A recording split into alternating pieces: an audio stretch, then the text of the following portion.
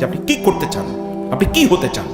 Define ইট, রেখুন, লিখে রাখুন এবং আপনার টেবিলের সামনে এটাকে লিখে রাখুন। প্রতিদিন এটা পড়ুন কয়েকবার, সকাল সন্ধ্যা, ঘুমের আগে, ঘুম থেকে উঠে এটা দিকে তাকান, আমি এটা হতে চাই, এটা হতে চাই। 1 মাস করে দেখেন আপনার মধ্যে কে স্পিরিট ডেভেলপ করে এবং আপনার কি গতি, স্পিড ডেভেলপ করে। দেখেন আপনার কাজের কি গতি। আপনি বাংলা ডিপার্টমেন্টে পড়েন, দেখে সমস্যা কি? আপনি বাংলার শ্রেষ্ঠতম একজন সাহিত্যিক হন না, সবচেয়ে সুন্দর বাংলা ভাষায় আপনি কথা বলতে পারবেন, you just earn this degree. এখন আমরা তো বাংলা বলতেই পারি না, বাংলা এবং ইংরেজি মিশ্রিত, কিছু বাংলা কিছু ইংরেজি, বাংলাও ভালো না, ইংরেজি ভালো না, কিছুই ভালো না। So what is your speciality, what is your quality? আপনার নিজের স্পেশালিটি কি, আপনার নিজের কোয়ালিটি কি? আপনি এমন একটা গুণ নিজের ব্যাপারে বলতে হবে যে গুণ দিয়ে আপনি specialised and you are identified. আপনার এই গুণটার কারণে আপনি পরিচিত, লোকের আপনাকে জানে যে তিনি এইরকম। যেমন আপনার নবীকে লোকেরা জানতেন ট্রাস্টওয়ার্দি, ট্রুথফুল, পরম সত্যবাদী, পরম বিশ্বস্ত। তিনি জানতেন, লোকেরা জানতো ইনি কোনোদিন ঠকাবেন না। Muhammad will never cheat, will never hurt, will never mistreat। লোকেরা জানতো সাল্লাল্লাহু আলাইহি ওয়াসাল্লাম। তাই এমন একটা জিনিস আপনার জন্য করেন, ঘুমিয়ে থাকেন না please, this is not time for sleep. এটা ঘুমের সময় না, এখন যৌবন যার, যুদ্ধে যাবার তার শ্রেষ্ঠতম সময়। তো যুদ্ধ কি? ওয়াল্লাযীনা জাহাদু ফীনা লানাহদিয়ান্নাহুম সুবুলানা। চেষ্টা করে দেখেন, আল্লাহ আপনাকে পথ দেখাবেনই দেখাবেন। আল্লাহ আপনাকে আপনি বলেন আপনি বাংলাদেশের 100তম ব্যবসায়ীর মধ্যে একজন হতে চান, তাহলে আপনি এখন স্টার্ট ফ্রম স্ক্র্যাচ, এখন থেকে শুরু করেন, চকলেট দিয়ে শুরু করেন, বাদাম দিয়ে শুরু করেন। আপনি দেখেন এরকম মোটিভেশন, তো শয়তান সবচেয়ে বড় মোটিভেশনাল স্পিকার। আমি এই কারণে মোটিভেশনের কথা আপনাকে বলছি, আমি real citing from the Quran the সুন্নাহ। আপনি দেখেন আল্লাহ রাসূল সাল্লাল্লাহু আলাইহি ওয়াসাল্লাম যখন দিন প্রচারে কাজ করা শুরু করলো, মক্কায় তো তিনি ছাড়া কেউ নেই এবং তার স্ত্রী, তিনি এবং তার স্ত্রী, এরপরে তার বন্ধু আবু বকর রাদিয়াল্লাহু তাআলা আনহু, তারপরে তার কাজিন আলী ইবনে আবি তালেব, তারপরে তার কৃতদাস যায়েদ ইবনে হারিসা রাদিয়াল্লাহু তাআলা আনহু। এই কয়েকজন লোকের পর আজকের এই ঢাকা কলেজের অডিটোরিয়ামও কিন্তু আপনাদের মতো যুবকরা ইসলাম এর পক্ষে দাঁড়িয়ে গিয়েছেন। এটা সমগ্র বাংলাদেশ না, সমগ্র পৃথিবীতে এই চিত্র। এমন কোনো জায়গা পাবেন না যেখানে গিয়ে আপনি পাবেন না মিনার থেকে উচ্চারিত হয় আশহাদু আন্না মুহাম্মাদার রাসূলুল্লাহ। নামাজে আমরা বলি আশহাদু আল্লা ইলাহা ইল্লাল্লাহ ওয়া আন্না মুহাম্মাদান আবদুহু ওয়া রাসূলুহু। এমন কোনো মুহূর্ত নয় যখন উচ্চারিত হয় না। যখন তিনি একা শুরু করেছিলেন এখন থেকে 1500 বছর আগে, 1450 বছর আগে, কে জানতো যে এইরকম একটা ঘটনা গোটা পৃথিবীতে ঘটবে, এমন একটা বিপ্লব গোটা পৃথিবীতে ঘটবে? কে জানতো? তাকে তো হত্যা করার জন্য তার পরিকল্পনা নিয়েছে। তায়েফের ময়দানে রক্তাক্ত দেহ পড়ে আছে, লোকেরা মনে করে তিনি মারা গিয়েছেন। And you know, even উহুদের ময়দানে তিনি মারা গিয়েছেন, it was spread, the news was spread, and everyone, even Abu Bakr, Omar রাদিয়াল্লাহু তাআলা আনহুম, তারাও পর্যন্ত বিশ্বাস করেছে Muhammad is already martyred in the battlefield, রাসূল সাল্লাল্লাহু আলাইহি ওয়াসাল্লাম অলরেডি মারা গিয়েছেন, শাহাদাত বরণ করেছেন। এরকম ঘটনা সবাই বিশ্বাস করেছে পর্যন্ত। And you see this situation start doing, যেই করেছে না কেন সেই কোত্থেকে শুরু করেছে, কোত্থেকে শুরু করেছে? মুদির দোকানদারও তো মোদি হয়ে গেছে নাকি? বুঝেন না আপনারা? মোদির দোকানদার মোদি হয়ে যায় নাই, এখন রাষ্ট্রের প্রাইম মিনিস্টার হয়ে গেছে কোথাও কোথাও। আর আফ্রিকার সেই কালো ছেলেটি তার বাবা দাদার হাত ধরে আমেরিকাতে এসে কিন্তু সেখানকার প্রেসিডেন্ট হয়ে গেছে। কবে সে জানতো? তার দাদা যখন এখানে স্লেভ আকারে আসে তখন তো আর জানতো না যেখানকার তাদেরই অধস্তন একটা নাতি পরবর্তী প্রেসিডেন্ট হবে, Barack Hossain Obama within bracket. কিন্তু আমেরিকান কন্টিনেন্টে যেহেতু হোসাইন রাখা যায় না বলা হয়, যাই হোক না কেন আমি জানি না তার বাস্তবতা কি। তিনি নিজেই বলেছেন তিনি ইসলাম প্র্যাকটিস করেন না, তার মুসলিম না, কিন্তু তার পূর্বপুরুষরা ছিল। আমি সে কথা বলছি, আমি বলছি যে you can do, you can become, no problem. আমি ওদের কথা বলছি না, আমি অন্যদের কথা বলছি, অন্যদের কথা বলছি। দাউদ আলাইহিস সালাতু ওয়াস সালাম জালুতের বিরুদ্ধে যুদ্ধ করতে গিয়েছেন, একটা কেবল পাথর হাতে নিয়েছেন। জালুতের বিরুদ্ধে তিনি পাথরটা ছুঁড়ে মারলেন, এত টার্গেট মতো তিনি এই পাথরটা ছুঁড়ে মারলেন যে ওই জালিম ধরাশায়ী হয়ে গেল। যেহেতু জালিম অর্থাৎ বাদশাহ বা প্রধানমন্ত্রী যদি পালিয়ে চলে যায় তাইলে আর থাকে কি? আর বাকিরা তো পালাতেই হবে নাকি? অতএব তখন সব পালিয়ে চলে গেছে, যুদ্ধের ময়দান সারিয়া সব পালিয়ে চলে গেছে। এই যদি পরিস্থিতি হয়, এরপরেই দাউদ আলাইহিস সালামকে মানে সমাজের লোকেরা এই তো আমাদের রিয়েল লিডার, এবং he has then become the prophet of the nation. এমন নবী হয়েছেন তিনি যদি পাথরের মানে লোহার উপর হাত দিতেন তাহলে লোহা গলে যেত। এখন তো আপনাকে কি বিশাল ওই যে রোলিং মেলে লোহা নেওয়া লাগে এগুলোকে গলানোর জন্য, তিনি লোহার উপর হাত দিলে লোহা গলে যেত। আল্লাহ সুবহানাহু ওয়া তাআলা লাহুল হাদিদ, এবং অত্তয়রু মাহশুরা কুল্লুন লাহু আওয়াব, যখন তিনি তার উপর নাজিল হয়েছে জাবুর যখন তিনি পাঠ করতেন তখন মাছগুলো সমুদ্রের কিনারে চলে আসতো, পাখিগুলো এরকম ঝাঁক ধরে থাকতো তার জাবুর শোনার জন্য। Young man, unknown in the society, সমাজে কেউ চিনত না, হঠাৎ করে তার আবির্ভাব হয়েছে। আপনি যেই হন না কেন, আপনার কি লিনিয়েজ আছে তার দিকে আপনি তাকাবেন না। আপনি জানেন আবু জাহেলের ছেলে, আবু জাহেল এই উম্মার ফেরাউন, আবু জাহেলের ছেলের নাম কি জানেন? ইকরামা ইবনে আবি জাহল। মক্কা বিজয়ের সময় ইসলাম গ্রহণ করেছেন। এরপরে ওমর রাদিয়াল্লাহু তাআলা আনহুর যুদ্ধে সময়ে, যখন আবু বকর রাদিয়াল্লাহু তাআলা আনহুর সময়ে যখন ইয়েদের বিরুদ্ধে যুদ্ধ হলো, মুরতাদদের বিরুদ্ধে যখন যুদ্ধ হচ্ছে, সেই যুদ্ধে তিনি সেনাপতির গুরুত্বপূর্ণ ভূমিকা তিনি পালন করেছেন। ওমর রাদিয়াল্লাহু তাআলা যুগের সময় যখন কাদিসিয়া অথবা বাইজান্টাইন এবং রোমানদের বিরুদ্ধে যুদ্ধ হয়, সেই সময় তিনি যুদ্ধে বিশাল ভূমিকা পালন করেছেন এবং তিনি শাহাদাত বরণ করেছেন যুদ্ধের ময়দানে। অন্যকে প্রাধান্য দিয়ে আবু জাহেলের ছেলে, চিন্তা করা যায় কোনোদিন? আর ওয়ালিদ ইবনে উকবার নাম কে না জানে? ওয়ালিদ ইবনে উকবা মক্কার সবচেয়ে সম্ভ্রান্ত, সবচেয়ে শক্তিশালী, সবচেয়ে পাওয়ারফুল পলিটিক্যাল লিডার, ইন্টেলেকচুয়াল। এখন তো যারা রাজনীতির ময়দান আছে এদের অধিকাংশের জ্ঞান বুদ্ধি হাঁটুর নিচে, কিন্তু তখনকার জ্ঞান বুদ্ধি ওয়ালা লোকের রাজনীতি করতো। যেমন বাংলাদেশের ধরেন 50 বছর আগে অথবা 100 বছর আগে উপমহাদেশে যারা রাজনীতি করতো, যদি আপনি বলেন মোহাম্মদ আলী জিন্না অথবা যদি নেহেরু অথবা গান্ধী, এদের কথা যদি আপনি বলেন, অথবা শেরে বাংলা একে ফজলুল হক অথবা হোসেন শহীদ সোহরাওয়ার্দী, যদি তাদের কথা বলেন, তাদের best breed in the society, সমাজের সবচেয়ে ভালো লোক, এরকম একটা সমাজ। কিন্তু এখন আমরা দেখি দুর্বৃত্ত খারাপ লোকগুলো, তারা আপনি বাবা তুমি রাজনীতি করবো না তো বাবা, এগুলো বাদ দাও। এমন একটা সময় ছিল। তো সমাজের সবচেয়ে শক্তিশালী, পাওয়ারফুল, ইন্টেলিজেন্ট ওয়ালিদ ইবনে উকবা, এবং তিনি যদি এমন সেলিব্রিটি ছিল, এমন বুদ্ধিজীবী ছিল, তিনি রাসূলের বিরুদ্ধে কোনো কথা বলে এটা দ্রুত চাউর হয়ে যেত। এবং আল্লাহ তাআলা বলেন যারনি ওয়া মান খালাকতু ওয়াহিদা ওয়া জাআলতু লাহু মালাম মামদুদা ওয়া বানিনা শুহুদা ওয়া মাহাদতু লাহু তামহিদা সুম্মা ইয়াতমাউ আন আযিদ কাল্লা ইন্নাহু কানা বিআয়াতিনা আনিদা সাউরহিকুহু সুউদা ইন্নাহু ফাক্কার ওয়া কদ্দার। আল্লাহ তাআলা বলেন সে ফিকিরওয়ালা, অর্থাৎ বুদ্ধিজীবী ছিল, এবং রাসূলের কথা শুনবে কিনা, রাসূলের কাছ থেকে শুনে এসে সে মেসমারাইজড, এত অসাধারণ কথা কোরআন শুনে গ্রহণ করবে, এরকম একটা ভাব। কিন্তু লোকেরা বলো আপনি আমাদের বুদ্ধিজীবী, আপনি আমাদের গুরুই যদি এরকম মানে ইয়ে হয়ে যান, মানে এরকম আত্মসমর্পণ করে যান, তাহলে তো আমাদের সর্বনাশ, আমরা তো টিকে থাকতে পারবো না। তাহলে করতে হবে কি? আপনি বরং তার বিরোধিতা করলেন।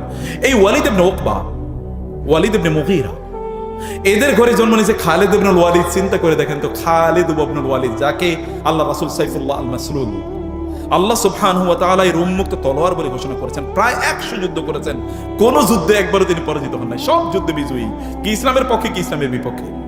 এবং কার ঘরে জন্ম নিয়েছে? ইসলামের সবচেয়ে বড় শত্রুর ঘরে জন্ম নিয়েছে খালিদ ইবনুল ওয়ালিদ। এবং জানেন খালিদ ইবনুল ওয়ালিদ যখন মারা যান, ইন্তেকাল করেন, তিনি তার বিছানায় তিনি ইন্তেকাল করছেন। এর মধ্যে শত যুদ্ধ তিনি করে ফেলেছেন ইসলামের পক্ষে। যেখানে গিয়েছেন খালিদ ইবনুল ওয়ালিদ, তার বিপরীতে 1 লক্ষ সৈন্য মাঠে আছে, আরো 1 লক্ষ সৈন্য আছে রাস্তায়, তারা অংশগ্রহণ করবে। তিনি মাত্র 3000 সৈন্য নিয়ে গিয়েছেন। 3000 সৈন্য নিয়ে ওদেরকে পরাজিত করে তারপরে মদিনায় তিনি ফিরে এসেছেন।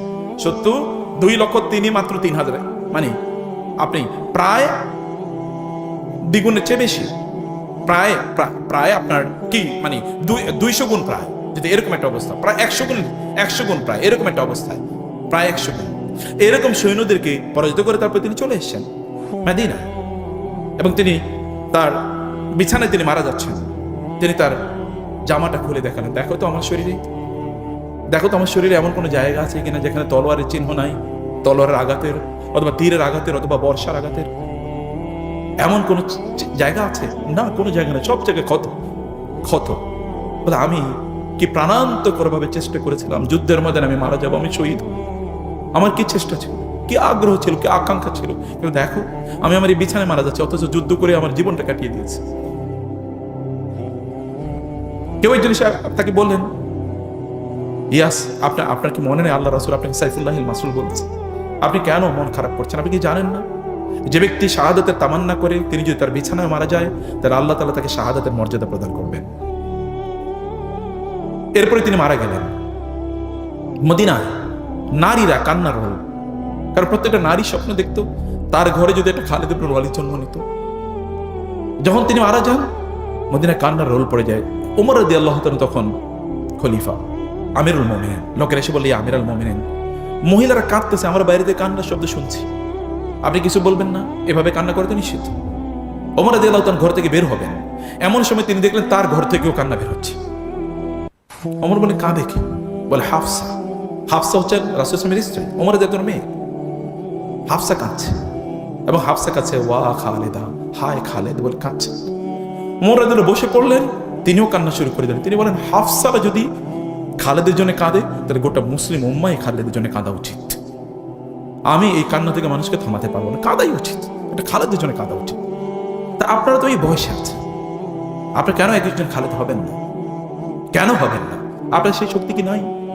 তাহলে আগ্রহটা এখানে নাই, অথবা ডেস্টিনেশন আপনাদের কাছে ক্লিয়ার না, আপনাদের কাছে মূল গন্তব্য স্পষ্ট না। গন্তব্যের কথা আমাদেরকে কেউ বলে না, আমাদেরকে কেউ জানায় না, শোনায় না যে আমি কি করব, কি হতে চাই, হওয়া দরকার কি, সেই স্বপ্নগুলো আমাদেরকে দেখায় নাকি। খুবই আনফর্চুনেটলি আমরা ভিন্ন একটা গ্রহে বসবাস করছি। ভাইয়েরা, আমার ছোট ভাইয়েরা, তোমরা আমার ছাত্রের ছাত্র। আমার ছাত্র এখন ইউনিভার্সিটির প্রফেসর, কোথাও কোথাও তার ভাইস চ্যান্সেলর হয়ে গেছে। যদিও আমি একেবারে যখন আমি শিক্ষকতা শুরু করি তখন আমার ছাত্ররাও আমাকে এসে মাঝে মাঝে তুমি করে বলতো, মনে করতো যে মনে হচ্ছে যেন উনি তো আমাদেরই এখানকার একজন। তুমি কোন ক্লাসে পড়ো, কোন সেমিস্টারে পড়ো?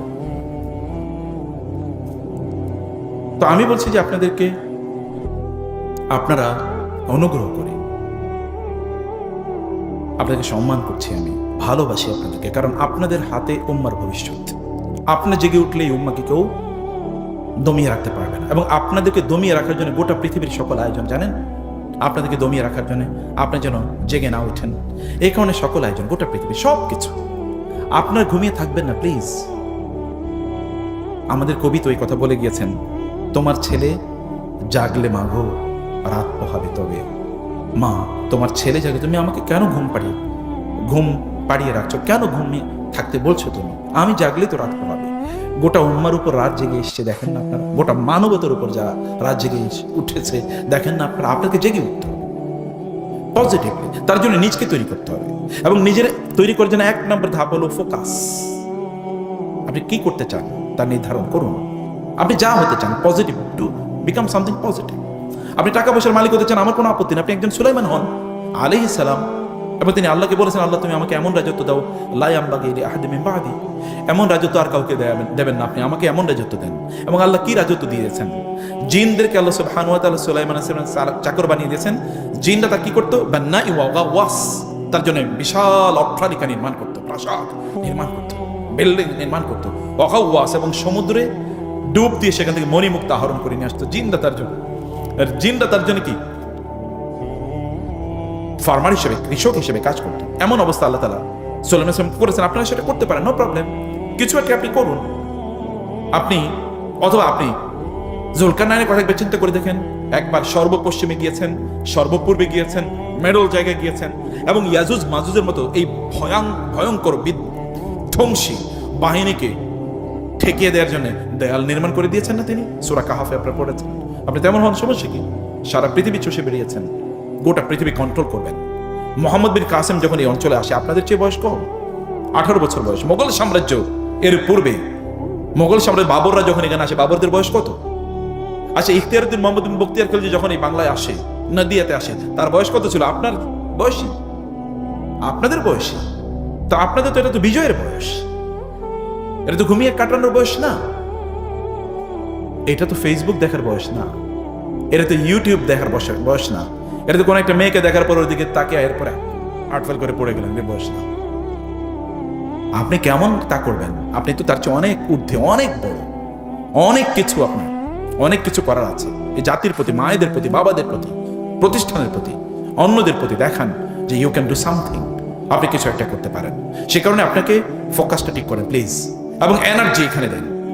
এইটা সিদ্ধান্ত নিয়েছেন আপনি এটা হবেন, আপনি এই কলেজের সবচেয়ে ভালো ছাত্র হন না, আপনার ব্যাচে আপনার চেয়ে ভালো কোনো ছাত্র নাই, বাংলা আপনার চেয়ে ভালো কেউ জানে না, আপনি বাংলা সাহিত্যের ওস্তাদ হয়ে গেছেন, আপনি হন।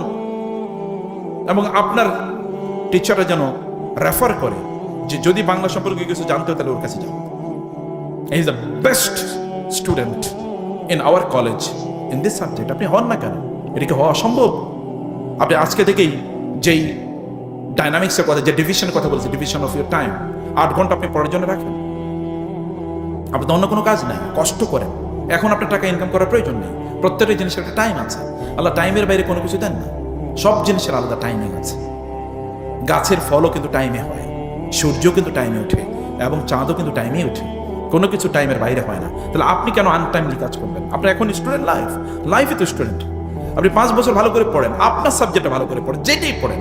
আপনার এটা ভালো লাগে, যেটা ভালো লাগে সেটাই পড়েন। আর আপনি যদি পড়াশোনা ভালো না লাগে, তাহলে যেটা ভালো লাগে এটা করা শুরু করে দেন। যেটা আপনার ভালো লাগে, যেটার মধ্যে আপনার প্রপেন্সিটি আছে, যেখানে আপনার প্রসপেক্ট আছে, পটেনশিয়াল আছে, আপনি মনে করেন এই জায়গায় আপনি ভালো করতে পারেন, ডু দ্যাট। আপনি এখন ফেসবুক করেন, এই ছেলে তো ফেসবুকের মার্ক জাকারবার্গ, সে তো চাকরি পাচ্ছিল না। সে নিজে নিজে ওই স্টুডেন্ট লাইফে চিন্তা করলো কিভাবে বন্ধুদের মাঝে একটা কমিউনিকেশন সিস্টেম ডেভেলপ করা যায়। এখন আপনি এই পৃথিবীর সবচেয়ে 2 নম্বর 3 নম্বর 4 নম্বর ধনীতে পরিণত হয়েছে। যে বেটা অ্যামাজন তৈরি করেছে, এই যে মানে একটা মার্কেট প্লেস, এর বাইরে তো কোনো কিছু না। সে তো প্রোডাকশন দেয় না, এখন প্রোডাকশন দেয়, কিন্তু এর আগে চিন্তা করছে যে কিভাবে অন্যরা জিনিসগুলো আইনা বিক্রি করবে। বিক্রি করেছে, এবং দেখেন তখন অবস্থাটা কি। আপনি ডু সামথিং, যাই করেন না কোনো, ভালো একটা কিছু করেন, স্টার্ট সামথিং, কিছু একটা শুরু করে দেন। আপনি যদি এলন মাস্কের কথা বলেন, সেই পৃথিবীর সব কোন ইউনিভার্সিটিতে পড়েছে? ঢাকা কলেজে হয়তো পড়ে নাই, কিন্তু তারপরে দেখেন না তারা পৃথিবী চালায়। আপনার যেটা ভালো লাগে এটাই করেন, কিন্তু করবেন, এবং সেখানে আপনি ফোকাস থাকবেন, ফোকাসড অ্যাটেনশন, এবং সেখানে আপনি এনার্জি দেবেন। আপনার যতটুকু এনার্জি তা দেন। এক মুহূর্ত আপনি ব্যয় করবেন না। সময় ব্যয় করার কোনো প্রসঙ্গ আসলেই সেটা থেকে ইয়ে করেছেন। প্রয়োজন ফেসবুক আপনি ডিলিট করে দেন। আপনাকে কে কমেন্ট করলো, কে কমেন্ট করলো, তাতে কি আসে যায়? আপনাকে কে লাইক করলো কি করলো না, তাতে কি আসে যায়? আপনি খায়া থাকছেন নাকি না থাকছেন, কেউ খবর নেয় নাকি? আপনার এই ভার্চুয়াল ফ্রেন্ড দিয়ে কি লাভ হবে? আপনি মরে গেলেও ওরা খবরও জানবে না যতক্ষণ পর্যন্ত আপনি পোস্ট না দেবেন। কি ফ্রেন্ড এগুলো? ভার্চুয়াল মানে হচ্ছে ভুয়া ফ্রেন্ড। এই সকল ভুয়া ফলোয়ার আর ভুয়া ফ্রেন্ড, ফেসবুক হ্যাক হয়ে গেলে আর আপনি নাই। বহু সেলিব্রিটি আছে ফেসবুক সেলিব্রিটি, এই ফেসবুক যদি গায়েব হয়ে যায় তাহলে উনিও গায়েব, কেউ আর তারা চিনবে না। তাহলে আপনার এই সকল ফেক পপুলারিটি দিয়ে আপনার লাভ কি? আপনি ফেসবুকে কমেন্টের পর কমেন্ট, লাইক দিলে আপনার আই হ্যাভ বিকাম সামথিং, 50টা লাইক করছে। আর কোনো লাইক না পড়লে আপনার মনে হয় আরে এই জীবনটা আত্মহত্যা করাই ভালো, কেউ লাইক দিল না। আপনি একটা ভিডিও আপলোড করে দেখলেন যে আপনি 3 বার দেখা আছে ভিউ, 3 বার আপনি শুধু দেখছেন আর কেউ দেখেনি, এবং এই কারণে আপনার মন খুবই খারাপ। আরে করি কি, এই সময়টা আপনি ওইখানে দিতেন।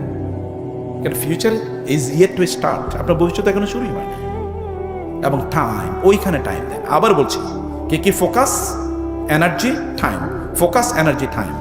ওইখানে আপনার শক্তি ব্যয় করেন, মেধা ব্যয় করেন, একটা সিদ্ধান্ত নেন এবং দেখেন আপনি কোনটা করবেন। এবং ডু সামথিং পজিটিভ, হারাম জিনিস করবেন না, ভালো একটা জিনিস করবেন যেটা আপনার জন্য, সমাজের জন্য কাজে লাগবে। এমন একটা কিছু নির্ধারণ করবেন। ফোকাসলেস করে দেয়া, এইমলেস করে দেয়া, ডেস্টিনেশন লেস করে দেয়া, এটা শয়তানের এজেন্ডা। আল্লাহ বলেছেন আরফা হাসিবতুম আন্নামা খালাকনাকুম আবাসা ওয়া আন্নাকুম ইলাইনা লা তুরজাউন। তোমরা কি মনে করছো তোমাদেরকে এমনি বানাইছি? তোমরা আমার কাছে ফিরে আসবে না? জিজ্ঞাসা আমি তোমাদেরকে করবো না? সময় কোথায় ব্যয় করেছে? যৌবনের সময়ের ব্যাপারে আলাদা জিজ্ঞাসা, যৌবনের সময়ের ব্যাপারে আলাদা জিজ্ঞাসা, অন্য সময়ের ব্যাপারে তো জিজ্ঞাসা আছেই, যৌবনের ব্যাপারে জিজ্ঞাসা আলাদা। এই রমাদান সত্যিকার অর্থে আপনাকে আপনার ট্র্যাকে ফিরিয়ে নিয়ে আসার জন্য এসছে। আপনি যখন মায়ের পেট থেকে বের হয়েছেন তখন কিন্তু আপনি কোনো অপরাধী ছিলেন, আপনি নিষ্পাপ ছিলেন। এখন আপনি কেন অপরাধী হয়ে বেড়ে উঠছেন? আপনার মায়ের প্রতি কেন জুলুম করেন? তিনি তো আপনাকে 10 মাস লালন করেছেন পেটে। আপনার বাবার উপর কেন জুলুম করছেন? তিনি তো আপনার জন্য তার জীবনের বহু মূল্যবান সময় ব্যয় করেছেন আপনাদের জন্য। এদের উপর কেন জুলুম করেন? নিরীহ মানুষ, এরা তো আপনার জন্যই করেছে, এবং আপনার জন্য কিয়ামতের দিন আবার জবাবদিহি করতে হবে। তাদের প্রতি ইহসান করুন, রহম করুন, প্লিজ নিজের প্রতি রহম করুন। নিজের জীবনটাকে কেন এমন করে ফেলছেন? একটা মেয়ের পেছনে ঘুরছেন আপনি কেন? এই মেয়ের পিছনে কেন আপনি করেন? নিজেকে যোগ্য করুন। কত ভালো ভালো বাবার এবং মায়েরা আপনার পিছনে করবে মেয়ে বিয়ে দেওয়ার জন্য, সেটা করেন। অতএব শয়তানের এজেন্ডাতে আপনি নিজে পড়ে যাবেন না। রমাদানকে প্রোডাক্টিভলি ব্যয় করেন প্রিয় ভাইরা বোনেরা। রমাদানে আপনার রুটিনটা কি? কখন ঘুম থেকে উঠেন এবং কখন আবার ঘুমাতে যান? কি খান? আপনার এজেন্ডা কি রমাদানে? আপনি কিভাবে? রমাদান তো এসে শয়তানকে বন্দী করে রাখা হয়েছে, তার মানে আপনার তো কোনো চ্যালেঞ্জ নেই, আপনার কোনো এনিমি নাই, আপনি very free, you can do anything and you can bring yourself on your track, you can become again innocent. প্রতিদিন আপনার আমল নামাগুলো আল্লাহ তাআলা ধুয়ে মুছে সাফ করে দেবেন, আপনার গুনাহগুলো আল্লাহ তাআলা মাফ করে দেবেন প্রতিদিন। ইট হ্যাপেন্স এভরি ডে, প্রতিদিন এটা ঘটে। এবং আল্লাহ তাআলা জাহান্নাম থেকে মুক্তি দিয়ে দেন, আপনার অন্তরটাকে প্রশান্ত করে দেন, জান্নাত আপনার জন্য আল্লাহ তাআলা প্রস্তুত করতে থাকেন। আপনার মুখের গন্ধ আল্লাহর কাছে মেস্কের সবচেয়ে দামি পারফিউমের চেয়ে অনেক বেশি প্রিয় আল্লাহর কাছে। এরকম একটা মুহূর্ত আপনি কাটাচ্ছেন, তাহলে এই মুহূর্তে আপনি ভালো না হলে কবে হবেন? এখন তো ভালো হওয়ার সময়, এখন তো রাইট ট্র্যাকে নিয়ে চলে আসার সময়। অতএব চেষ্টা করেন, আজকে থেকে করেন যে আমি আজকে থেকে রাইট ট্র্যাকে চলবো, আজকে থেকে আমি এটা করবো। পজিটিভ বই পড়েন, ভালো ভালো বই পড়েন, রাসূলের জীবনী পড়েন, কোরআনের অনুবাদ পড়েন। আপনি দেখবেন ওয়াইড ওপেন, আপনার কি দিগন্ত বিস্তৃত হয়ে যাবে, দূরদর্শী আপনি হয়ে যাবেন। পৃথিবীর সবচেয়ে সফল মানুষ, আপনি তার স্ত্রীদেরকে জিজ্ঞেস করে দেখেন, বলবে যে তার চেয়ে ভালো মানুষ হতেই পারে না। আয়েশা রাদিয়াল্লাহু তাআলা আনহাকে গিয়ে লোকেরা প্রশ্ন করলেন, রাসূল সাল্লাল্লাহু আলাইহি ওয়াসাল্লামের চরিত্র কেমন ছিল? বলে কোরআন পড়ো না? বলে হ্যাঁ পড়ি তো। তাহলে কোরআন পড়লে কোরআনে যা আছে তিনি তো তাই, আমি নতুন করে কি বলবো? কোরআনের চরিত্র তার চরিত্র। এখন আমাদের বোনদেরকে জিজ্ঞেস করে দেখেন, আপনারা যারা এখনো বিয়ে শাদী করেন নাই, মায়ের জিজ্ঞেস করেন যে বাবার ব্যাপারে তোমার মন্তব্য কি? বলে একটা খাতা নিয়ে আসলে লিখে দিই, বলে শেষ করতে পারবো না। আর তার স্ত্রীরা দেখেন কি বলছে, অত একজন না, কতজন, এবং প্রত্যেকের বক্তব্য একই, এবং কেউ কোনোদিন বলেন না ইয়া মুহাম্মদ, প্রত্যেকে বলে ইয়া রাসূল। কি অসাধারণ চরিত্র! বন্ধু হিসেবে, শত্রু হিসেবে, রাষ্ট্রনায়ক হিসেবে, যুদ্ধের সেনাপতি হিসেবে, অর্থনীতিবিদ হিসেবে, রাজনীতিবিদ হিসেবে, সমাজবিদ হিসেবে, ফাদার হিসেবে, এমনকি ব্রাদার হিসেবে, নেফিউ হিসেবে, কোন অবস্থা আপনি দেখবেন, লিডার হিসেবে, ফলোয়ার হিসেবে, কোন জায়গায় নাই তিনি। সব জায়গায় তিনি, আপনি যদি বলেন টিচার হিসেবে, আপনি যদি বলেন স্টুডেন্ট হিসেবে, তিনি তো আল্লাহ তাআলার স্টুডেন্ট এবং জিবরিল আলাইহিস সালামের স্টুডেন্ট, মানে জিবরিলের কাছ থেকে তিনি শুনে শুনে পড়েন। দেখেন তো তার অবস্থা কি, দেখেন তিনি কি করেছেন।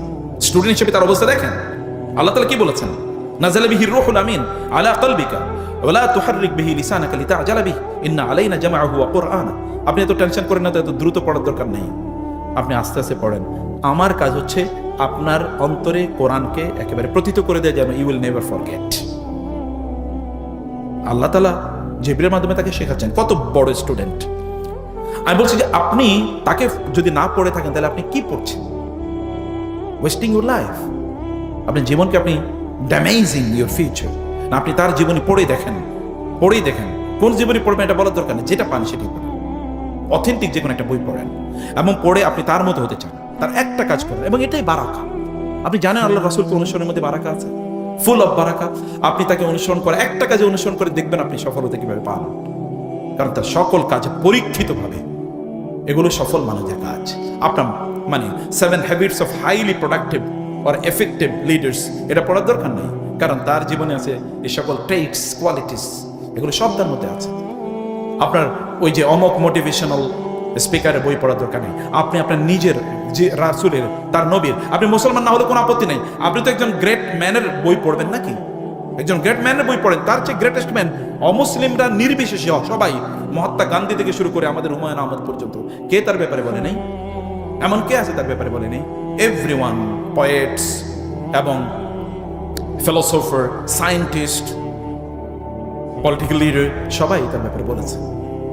এমন ব্যক্তি, এরকম একজন ব্যক্তির জীবনী আপনাকে পড়তে হবে। এই কোরআন, এই পৃথিবীতে আপনি যদি কোরআনের বিজ্ঞানের কথা যদি বলেন, তাহলে একবার চিন্তা করে দেখেন, আপনি দেখেন কোরআন আমাদেরকে রোজা রাখার কথা বলেছে, আপনি রোজা রাখছেন। আচ্ছা, রোজার সাইন্টিফিক ইস্যু আমি এগুলো আলোচনা করতে চাই না, আমি কেবল আপনাদেরকে দিনই বিষয়গুলো একটু বলতে চাই। কোরআন, আপনি দেখেন রোজার যে ফাস্টিং এর যে সাইন্টিফিক বেনিফিট, এর উপর গবেষণা করে একজন জাপানিজ সায়েন্টিস্ট, তিনি নোবেল প্রাইজ পেয়েছেন 2016-এ। এটাকে বলে অটোফেজি। অটোফেজি এর উপর, অটোফেজি মানে কি? আপনি যখন প্রচুর পরিমাণে খান, তখন আপনার পেটের মধ্যে কি হয়, যে আপনার পাকস্থলী এটা সদা সর্বদা দুর্বল থাকে। কারণ এবং এখানে যখন আপনি দেখবেন যে এখানে কোথাও যদি পানি পড়ে থাকে, এমনকি আপনার বাসায় এক জায়গায় একটু বালতিতে কিছু পানি রেখে দেখেন, এবং 10 দিন পরে দেখেন পানিগুলোর অবস্থা কি, ওখানে ছোট ছোট মানে পোকা তৈরি হবে, লাল চিকন চিকন পোকা তৈরি হয়ে যাবে। পোকা কিন্তু আগে ছিল না, অটোমেটিক্যালি তৈরি হয়ে যাবে। স্যাঁতস্যাঁতে জায়গায় বিভিন্ন ধরনের রোগ জীবাণু তৈরি হয়, এই কারণে শুকনা রাখতে হয়। তিনি বলেছেন আমাদের পাকস্থলী যদি এরকম খাদ্য দিয়ে সব সময় ভর্তি থাকে, এটা কি থাকে, স্যাঁতস্যাঁতে থাকে। স্যাঁতস্যাঁতে থাকার কারণে আমাদের কিছু সেল, যে সেলগুলো খাদ্যকে মানে হজম করবে, ডাইজেস্ট করবে, এগুলো ক্যান্সারের মানে জার্মের মধ্যে তৈরি হয়, এবং এগুলো ক্যান্সারের মানে উপাদানের মধ্যে তৈরি হয়ে থাকে, এবং এখান থেকে ক্যান্সার ছড়িয়ে পড়ে। অতএব যদি আমরা আমাদের পাকস্থলীকে খাদ্য না দিয়ে রাখি, ফাস্টিং যদি করি আমরা, তাহলে কি হয়, আমাদের ওই যেই সেলগুলো এর মধ্যে ক্যান্সারাস, এগুলো তো দুর্বল, এগুলো তখন আরো দুর্বল হয়ে যায়। তখন শক্তিশালী যে সেলগুলো, যেগুলোকে এখনো সাউন্ড, এখনো ডিজিজ না, মানে রোগে ইল না, সিক না, ওগুলো তখন খাদ্যের জন্য ওই যে দুর্বল সেলগুলোকে খেয়ে ফেলে। ফলে এটি হচ্ছে ডাস্টবিন, অথবা এটি হচ্ছে রিসাইকেল, এটি হচ্ছে বিন। আমাদের পেটের মধ্যে পাকস্থলীতে এরকম একটা বিন তৈরি করে রোজা।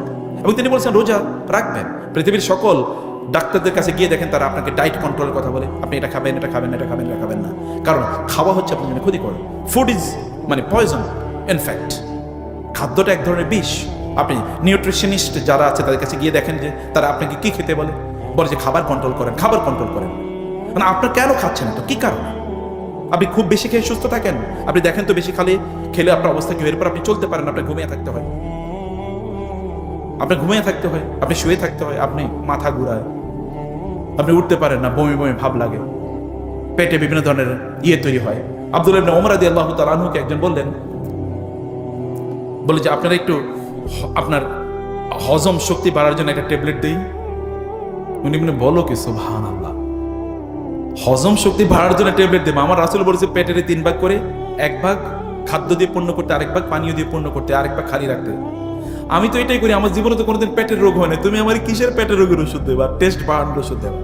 এখন তো আমাদের রুচি বর্ধকের মানে এত পরিমাণ রুচি, খেতে খেতে খেতে খেতে নাক পর্যন্ত চলে আসে, তারপরও আরেকটা রুচি বর্ধকের ওষুধ খাই। এক লোক এমন পরিমাণ খেয়েছে যে খেতে খেতে খেতে খেতে তিনি রাস্তায় শুয়ে পড়ছেন, আর যেতে পারছেন না। পাশে দিয়ে কয়েকজন লোক যাচ্ছিল, ভাই কি হয়েছে? বলে অনেক খাইছি তো এখন নড়তে পারতেছে না, পেট ব্যথা করে।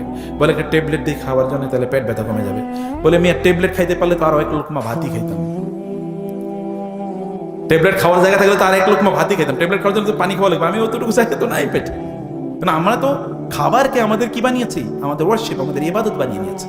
নো ভাই, কম খেয়ে দেখেন আপনি কত সুস্থ থাকেন। বিলিভ মি, আমি এই রোজায় এটা এক্সপেরিমেন্ট করছি। এর আগে রোজায় আমার ওয়াইফকে আমি বলতাম যে একটু ভাজাটা ইত্যাদি করো, কিন্তু এবার রোজায় আমি বললাম কোনো ভাজা পোড়া খাবো না। এবং বিলিভ মি, যেদিন আমি কোনো ভাজা পোড়া খাই না, এবং আমার সাথে যারা থাকে ওরাও জানে, আমি হালকা একটু কয়েকটা খেজুর খাই, 1-2টা 3টা, একটু পানি খাই, একটু পানীয় আইটেম একটু বেশি 2-3 টাইপের পানি খাই, ব্যাস আমি খুব ভালো থাকি। কিন্তু যদি একটু খাবার খেয়ে ফেলি, তারপরে দেখি আর কাজ করতে পারি না। সুবহানাল্লাহ, আমি চিন্তা করে দেখলাম আমার রাসূলের একটা সুন্নাহর মধ্যে এরকম জীবন, একটা সুন্নাহর মধ্যে এরকম জীবন, কি এনার্জি, অসাধারণ এনার্জি। অতএব আমি বলছি না যে আপনি কম খাবেন, আপনার যতটুকু ফুড দরকার ততটুকু আপনি খাবেন, কিন্তু যেগুলোর মধ্যে নিউট্রিশন ভ্যালু আছে সেগুলো আপনি খান। কিন্তু আমি যাবি কেন? আপনার জীবনের প্রতি আপনার মায়া নাই? আপনার কেন আপনার জীবনের প্রতি মায়া? আপনার জীবন তো আপনার, আপনার জীবনকে কেন আপনি ধ্বংস করে দেবেন? আপনার জীবনকে আপনি ধ্বংস করবেন না, আপনার জীবনকে আপনি শক্তিশালী করে তুলুন। শক্তিশালী একজন ইমানদার, শক্তিশালী শারীরিকভাবে শক্তিশালী ইমানদার, দুর্বল শারীরিকভাবে দুর্বল ইমানদারের চেয়ে আল্লাহর কাছে অনেক বেশি প্রিয়। এই কারণে যৌবনের ইবাদত আল্লাহর কাছে অনেক প্রিয়, কারণ তখন শক্তি থাকে অনেক বেশি। Remembrance memory is a very strong, প্রচন্ড শক্তিশালী মেমোরি থাকে তখন। এই কাজগুলো আপনাদেরকে করা দরকার। কোরআন আপনি পড়েই দেখেন, আপনি এখন বিগ ব্যাং এর থিওরি বলবেন, সেটা দেখেন কোরআনে আছে, অ্যানাটমি, হিউম্যান অ্যানাটমি। আপনি যদি ওশনোগ্রাফি, আপনি যদি মানে কসমোলজি এর কথা যদি আপনি বলেন, আপনি দেখেন তো কোরআনে আজ কি নাই, এভরিথিং ইজ দেয়ার। সকল বিজ্ঞান, আপনি একেবারে বিজ্ঞানে এমন কোনো ব্রাঞ্চ নাই যেখানে কোরআনের আলোচনা নেই। অতএব আপনি পড়েন, আপনি দেখেন, come to the Quran and explore the Quran, understand the Quran. কারণ কোরআন আল্লাহর বাণী। এই বিজ্ঞান